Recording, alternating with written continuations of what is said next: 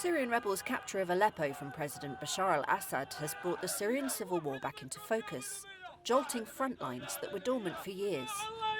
Assad's government has vowed to fight back, and Russia has launched airstrikes in support. H.A. Hellier of the Royal United Services Institute.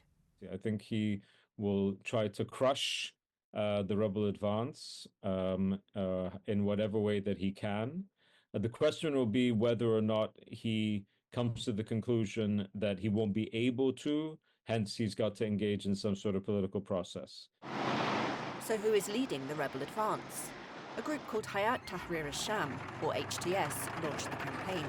Led by Abu Muhammad al-Golani, HTS was formerly called the Nusra Front and was al-Qaeda's official wing in the Syrian war until it broke ties in 2016. It has long been dominant in Idlib, part of the northwest that stayed under rebel control for the past few years.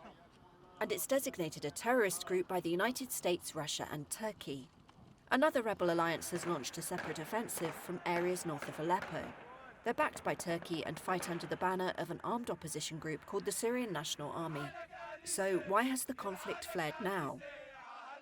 Two supporters of the regime, Iran and Russia, are tied up with other conflicts, regionally and in Ukraine.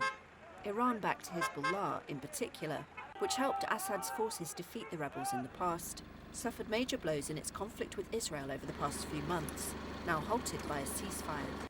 Speaking in Turkey, the head of Syria's main opposition abroad, Hadi al-Bahra, said the preparations to seize Aleppo began a year ago, but were delayed by the wars between Israel and Hamas in Gaza and Israel and Hezbollah in Lebanon. And they saw it's not good to have it while there is a war in Lebanon. So the moment there were a ceasefire in Lebanon, they found that the opportunity is good for them to start. Syria is partitioned into zones with foreign troops on the ground, including the United States and Turkey. A deal between Russia and Turkey has stabilised the situation in the northwest since 2020.